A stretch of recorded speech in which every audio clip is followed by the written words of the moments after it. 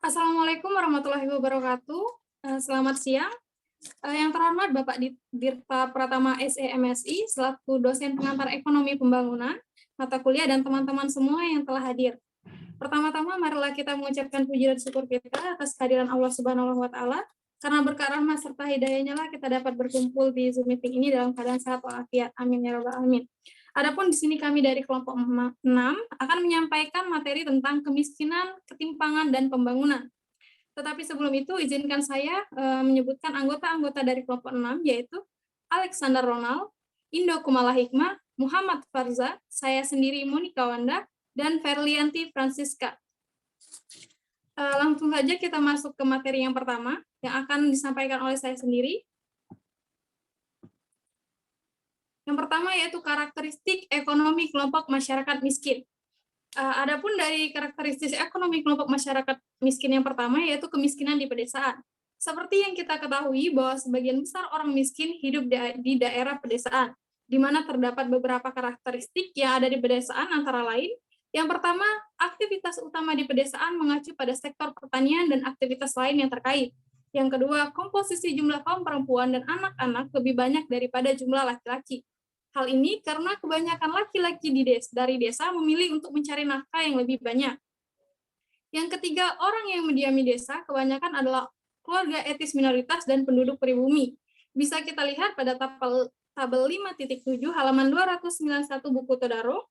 Di situ kita lihat bahwa di wilayah dan negara manapun tingkat kemiskinan di pedesaan masih jauh lebih tinggi daripada perkotaan.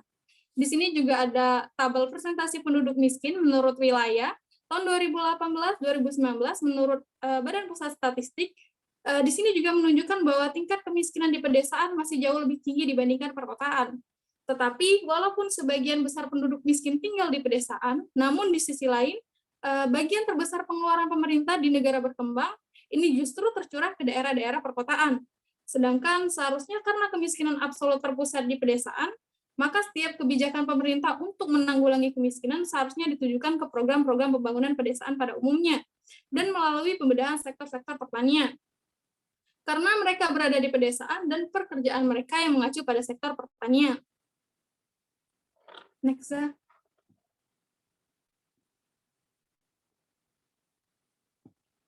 Selanjutnya yaitu perempuan dan kemiskinan.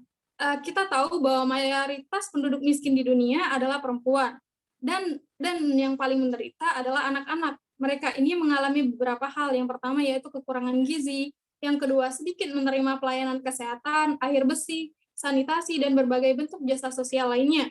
Yang ketiga, rendahnya kesempatan kapasitas mereka untuk memiliki pendapatan sendiri. Karena pada zaman dulu, biasanya pendidikan perempuan jauh lebih rendah dibandingkan laki-laki.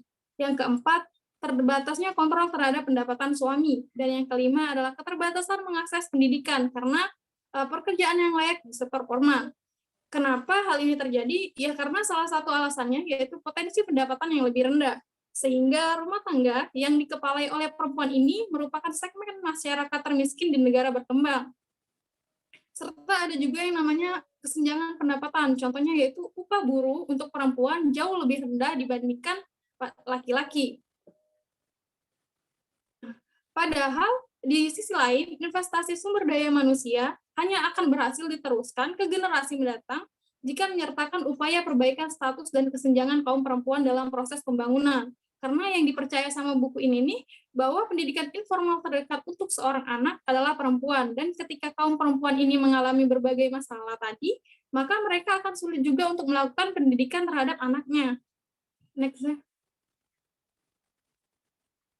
Nah, di sini juga ada tabel presentasi penduduk yang hidup di bawah garis kemiskinan nasional menurut jenis kelamin yang bersumber dari Badan Pusat Statistik.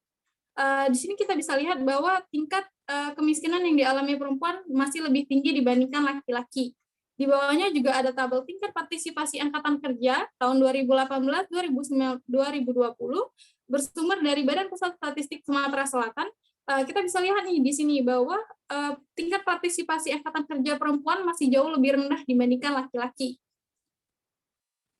Baiklah, untuk materi selanjutnya akan dijelaskan oleh teman saya Farza.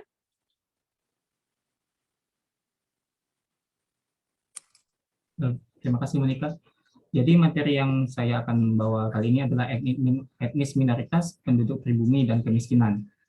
Generalisasi atau pemikiran terbaru tentang kemiskinan di suatu negara berkembang menyatakan bahwa kemiskinan ini dialami oleh etnis minoritas dan penduduk pribumi.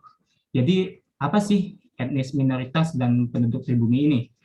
Etnis minoritas ini adalah kelompok yang dikategorikan berbeda dengan mayoritas sosial pada umumnya. Ya, berbeda secara kelompok seperti secara agama, suku, warna kulit, dan lain-lain. Lalu ada penduduk pribumi. Penduduk pribumi ini adalah masyarakat atau penduduk asli yang merupakan keturunan penduduk awal yang telah membangun kebudayaannya di tempat tersebut. Oke, jadi di depan teman-teman ada tabel. Tabel ini juga dapat dilihat pada halaman di buku pada halaman 297 di tabel 5.8. Tabel ini berisi tentang tingkat kemiskinan penduduk pribumi dan non-pribumi dari beberapa negara di benua Amerika. Jadi teman-teman bisa langsung lihat di beberapa negara ini penduduk pribumi mengalami tingkat kemiskinan yang lebih besar daripada penduduk non-pribumi. Seperti yang teman-teman lihat pada negara Guatemala dan Meksiko mencapai tingkat kemiskinannya 80%. Walaupun begitu, tingkat kemiskinan non-pribuminya ini lebih kecil daripada penduduk pribumi. Walaupun lebih kecil, penduduk non-pribumi ini mengalami tingkat kemiskinan yang cukup besar, rata-rata mencapai 50%, kecuali Meksiko. Di negara-negara tersebut, penduduk pribumi dan non-pribumi ini mengalami kehidupan dalam kemiskinan yang dapat menyebabkan seseorang mengalami kekurangan nutrisi, kesehatan buruk, dan menganggur. Kemiskinan ini dialami oleh penduduk pribumi karena diskriminasi ekonomi, politik, dan sosial. Seringkali adanya konflik domestik dan perang saudara karena ada kelompok minoritas yang tersisih dari persaingan untuk memperoleh sumber daya dan kesempatan kerja. Nah, pada akhirnya, orang-orang miskin ini bisa dikatakan berasal dari negara miskin itu sendiri, atau penduduk asli atau penduduk pribumi dari negara itu sendiri. Hubungan negatif di antara kemiskinan dan pendapatan per kapita telah terjadi di negara miskin ini. Maksudnya adalah jika pendapatan per kapita terus rendah, akan menyebabkan status negara miskin itu semakin kokoh dan kuat. Tingkat kemiskinan ini akan berkurang jika pendapatan per kapita lebih tinggi jika tercapai. Tetapi ini hanya terjadi jika sumber daya yang akan diperoleh negara-negara tersebut lebih banyak dialokasikan untuk menangani masalah kemiskinan dan serta menumbuhkan masyarakat madani dan sektor swadaya masyarakat. Untuk materi selanjutnya akan dibawakan oleh teman saya, Alexander. Baik. Materi selanjutnya adalah pilihan kebijakan dalam ketimpangan pendapatan dan kemiskinan, serta beberapa pertimbangan dasarnya. Bagian pertama adalah bidang-bidang intervensi. Dalam upaya mengurangi kemiskinan dan ketimpangan, serta mempercepat laju pertumbuhan ekonomi, pemerintah melakukan intervensi terhadap beberapa distribusi pendapatan. Ada contohnya 4 bidang luas yang dapat diintervensi pemerintah, seperti yang pertama adalah mengubah distribusi fungsional, yaitu hasil dari tenaga kerja, lahan, dan modal ditentukan oleh harga tiap faktor, tingkat pendayagunaan, dan bagian dari pendapatan nasional yang dapat oleh pemilik masing-masing faktor tersebut. Jadi, mengubah distribusi fungsional berarti memanfaatkan aset-aset yang dimiliki agar menjadi lebih bermanfaat. Contohnya, menggunakan lahan kosong untuk bertani dan menginvestasikan modal yang dimiliki di bank untuk mendapatkan keuntungan. Next slide.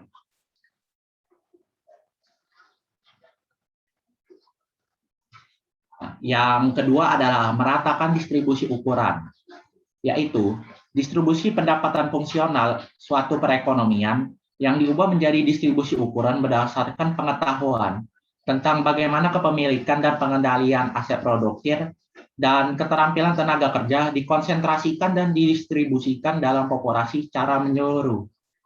Jadi, Meratakan distribusi ukuran berarti memberikan pengarahan bagi masyarakat untuk mengatur aset yang dimiliki dan memberi pelatihan keterampilan untuk digunakan dalam pekerjaan. Contohnya, yaitu program dan fasilitas pelatihan keterampilan. Yang ketiga adalah mengubah mengurangi distribusi ukuran di tingkat atas yang dilakukan melalui pengenaan pajak progresif terhadap penghasilan dan kekayaan pribadi. Perpajakan seperti ini meningkatkan pendapatan pemerintah dan dengan kata lain mengurangi bagian pendapatan yang didapat dan dibelanjakan di kalangan paling kaya yang lalu diinvestasikan pada modal manusia dan pembangunan infrastruktur. Jadi, mengurangi distribusi ukuran di tingkat atas berarti mengenakan pajak progresif pada kalangan yang paling kaya dan menginvestasikannya pada yang lebih membutuhkan. Contohnya yaitu penghasilan sampai dengan 50 juta per tahun dikenakan tarif pajak sebesar 5%. Sedangkan penghasilan 50 juta sampai dengan 250 juta per tahun dikenakan tarif pajak sebesar 15%. Yang terakhir adalah meningkatkan distribusi ukuran di tingkat bawah yang dilakukan melalui mengenakan anggaran belanja pemerintah yang diperoleh dari pajak dengan meningkatkan pendapatan orang-orang miskin langsung dengan bantuan-bantuan tunai ataupun secara tidak langsung dalam bentuk pengadaan lapangan kerja. Jadi, meningkatkan distribusi ukuran di tingkat bawah berarti menginvestasikan anggaran dari pajak untuk membantu orang yang lebih membutuhkan secara langsung atau tidak langsung. Contohnya adalah program jaminan kesehatan masyarakat atau lebih sering dikenal dengan Jamkesmas. Next slide.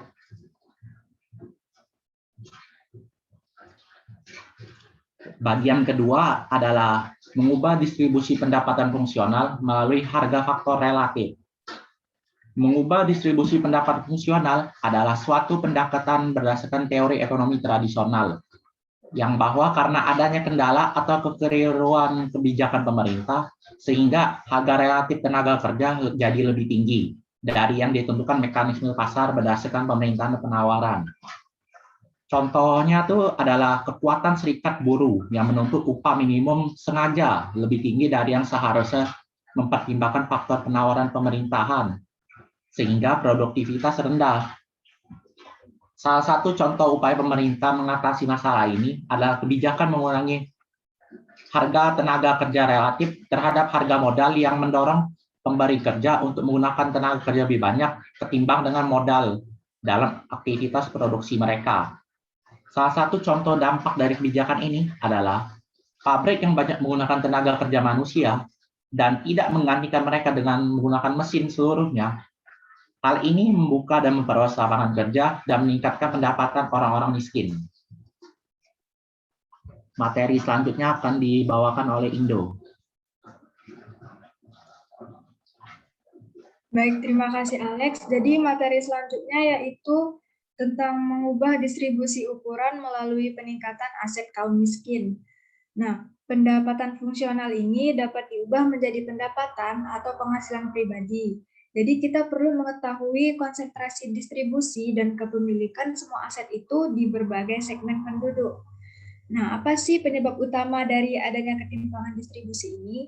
Jadi, penyebab utama ketimpangan distribusi penghasilan pribadi ini karena hampir di seluruh negara berkembang memiliki pola kepemilikan aset yang tidak merata.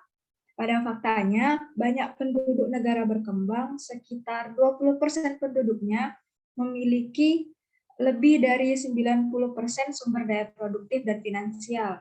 Kemudian mereka juga dapat mengendalikan lebih dari 90% sumber daya produktif dan finansial tersebut, khususnya pada modal fisik dan lahan, modal finansial seperti saham dan obligasi, dan juga modal manusia yang berupa pendidikan dan kesehatan yang baik. Next.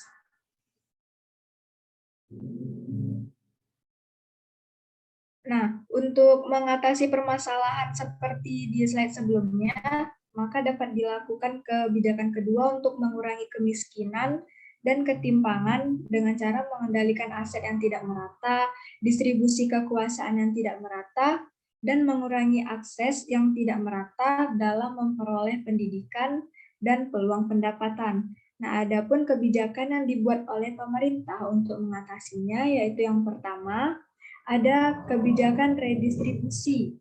Kebijakan redistribusi ini merupakan suatu usaha untuk mewujudkan pemerataan pendapatan dengan cara pendistribusian kembali pendapatan oleh pemerintah.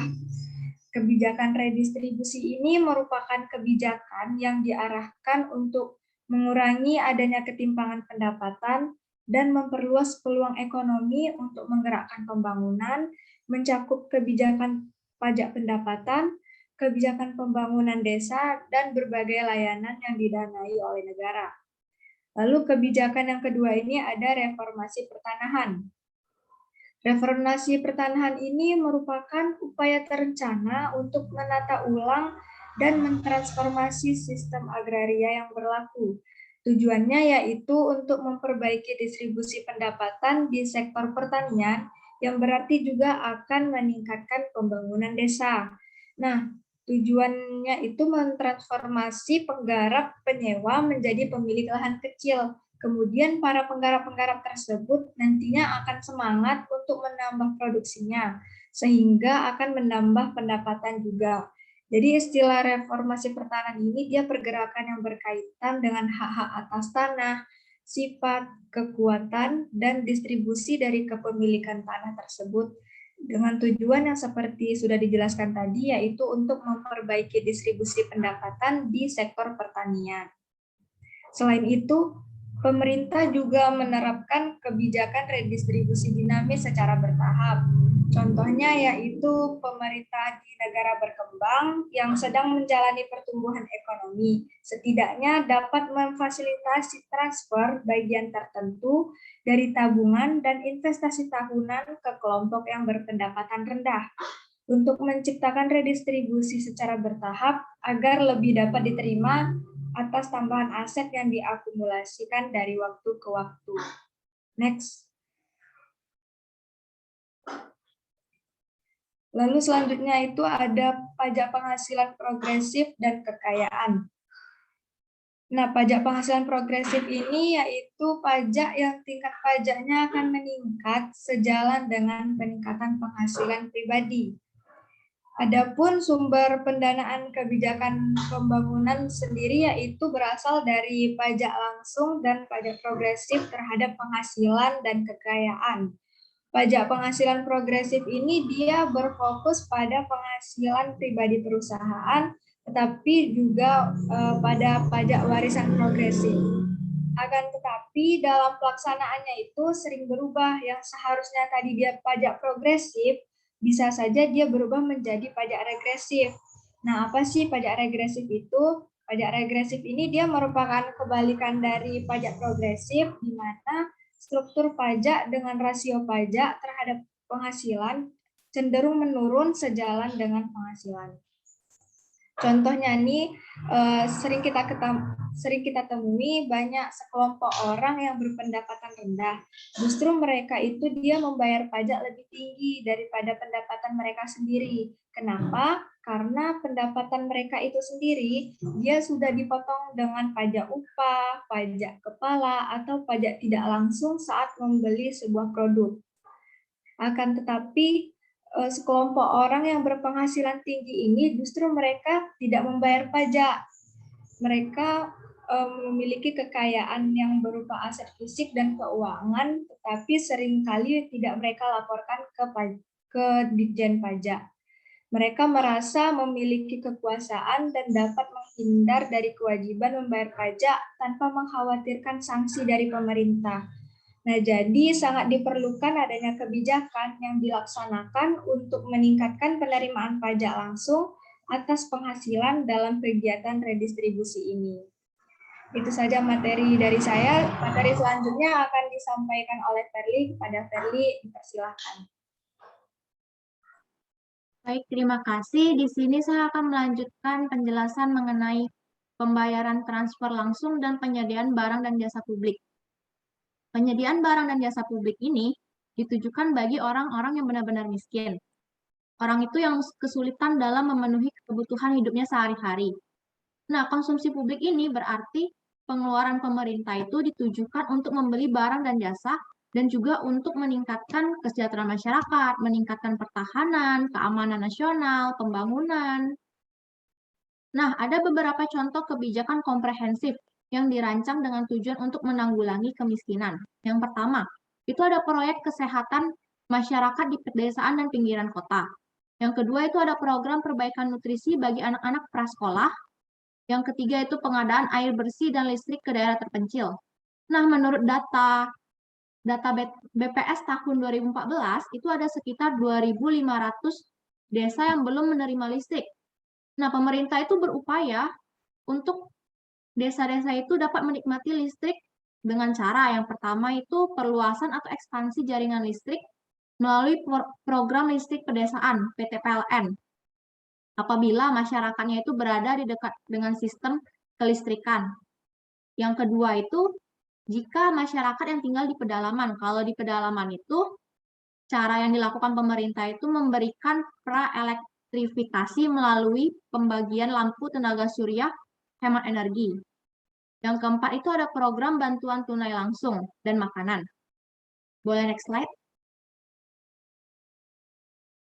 Nah, dalam program bantuan tunai langsung itu ada kendala dalam menyalurkannya. Yang pertama itu perlu diarahkan kepada orang-orang yang benar-benar miskin, bukan kepada orang yang berpura-pura miskin untuk mendapatkan bantuan tersebut. Karena sumber daya yang dimiliki oleh pemerintah itu terbatas, sehingga harus benar-benar didistribusikan secara efektif dan benar. Yang kedua itu ada penerima bantuan itu harus diupayakan agar tidak bergantung terus-menerus kepada bantuan pemerintah. Mereka tuh harus mencari cara untuk menghindari kemiskinan, untuk mencukupi kebutuhannya. Seperti mereka kan pasti memiliki pendidikan, walaupun tidak memiliki pendidikan yang tinggi, tapi mereka pasti punya ada sedikit pendidikan. Mereka dapat mencari pekerjaan atau membangun sikap kewirausahaan dengan membuka usaha-usaha kecil-kecil. Terus yang ketiga itu tidak menghendaki orang yang sudah produktif di kegiatan ekonomi lainnya untuk beralih mengikuti program ini. Kenapa? Karena mereka itu telah memiliki penghasilannya sendiri, sehingga bantuan uang tunai itu dapat diberikan kepada orang-orang yang miskin saja. Yang keempat, terhambat karena ada sikap tidak suka atau sikap iri dari orang yang tidak miskin. Seperti mereka itu telah bekerja keras nih, tapi pendapatannya itu tidak berbeda jauh dari garis kemiskinan. Jadi perlu dipastikan bahwa subsidi barang dan subsidi bantuan langsung itu harus diperhatikan ke wilayah yang benar ditinggali oleh orang miskin. Jangan ke daerah yang berkecukupan. Contohnya, tambahan makanan bernutrisi dapat disediakan bagi setiap anak yang dibawa ibunya ke puskesmas yang berada di lingkungan sangat miskin. Terus ada contoh lain. Next slide, Zah. Ada contoh lain yaitu menetapkan syarat untuk melakukan pekerjaan tertentu sebelum memperoleh bantuan makanan. Contoh kebijakannya itu telah diterapkan di negara lain, seperti Bangladesh Food for Work Program, dan yang kedua itu Maharashtra Employment Guarantee Scheme di India. Nah, di India ini pemerintah itu memberikan pekerjaan selama 100 hari bagi salah satu anggota keluarga setiap tahunnya. Dan laporan dari program ini memberikan manfaat yang cukup besar. Dalam program ini, orang miskin itu mendapatkan pekerjaan untuk pembangunan infrastruktur seperti membangun jalanan, jembatan, rumah dari wilayah terpencil. Yang tentunya itu juga akan menguntungkan orang miskin yang tinggal di wilayah itu juga. Namun, upahnya itu dari pekerjaan ini tergolong cukup rendah, sehingga kalangan mampu tidak akan mau untuk mengikuti program ini. Dengan kata lain, program ini dikhususkan bagi orang miskin saja untuk mendapatkan pekerjaan. Jadi program ini juga berfungsi sebagai penyaringan dari program ketenagakerjaan. Nah, tentunya keberlangsungan program ini akan mendapatkan dukungan dari publik karena orang miskin itu dipandang mereka mendapatkan upah dari mereka bekerja, bukan mereka mendapat bantuan gratis. Menurut pengamatan, program ketenagakerjaan itu lebih baik daripada program kesejahteraan rakyat berupa bantuan langsung tunai apabila memenuhi kriteria sebagai berikut. Yang pertama, tanpa adanya persyaratan, bantuan ketenagakerjaan akan lebih sulit untuk menyaring orang yang benar-benar miskin. Yang kedua, terdapat manfaat neto yang lebih besar dari output pekerjaan yang dihasilkan program tersebut. Yang ketiga, program oportunitas waktu yang lebih tinggi bagi pekerja yang tidak miskin. Sehingga mereka tidak ikut memanfaatkan program ini. Ada juga kebijakan yang bisa menjadi pertimbangan bagi pemerintah kita nih. Yang pertama itu ada kebijakan pembangunan pertanian. Kenapa kebijakan pembangunan pertanian? Karena negara Indonesia itu negara agraris, di mana sebagian besarnya itu profesi masyarakat kita itu petani. Nah, sebagian besar juga petani itu masih berada di kawasan pedesaan. Mereka masih termasuk kaum miskin. Dan mereka itu melakukan kegiatan pertanian. Jadi lebih baik kita meningkatkan pembangunan di pertanian. Selanjutnya itu ada program pelaksanaan yang bertujuan untuk meningkatkan kemampuan atau sumber daya manusia dan modal manusia serta sosialnya. Contohnya, berupaya meningkatkan orang miskin untuk mencoba memulai usaha mikro mereka sendiri sehingga mereka dapat mendapatkan penghasilan, mereka dapat membeli kebutuhannya. Baik, sekian materi dari kelompok kami. Atas perhatiannya kami ucapkan terima kasih.